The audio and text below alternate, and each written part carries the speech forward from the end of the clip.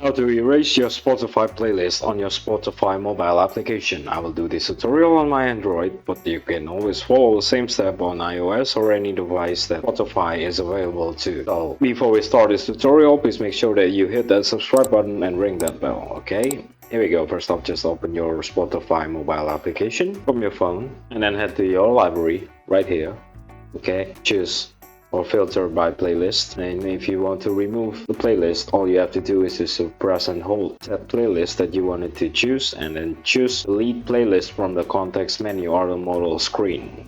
Hit delete playlist, confirmation dialog will pop up, just confirm it.